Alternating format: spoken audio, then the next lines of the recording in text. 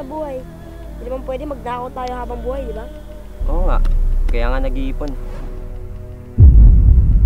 Nagkamali ka na ninakawan sementeryo, bata. Kamali ka na napiling lugar. Kung may mamang tama, pwedeng pakisabi na lang sa akin.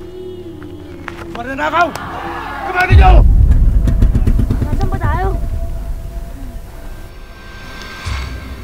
May kinikwento yung matatanda sa bayan namin.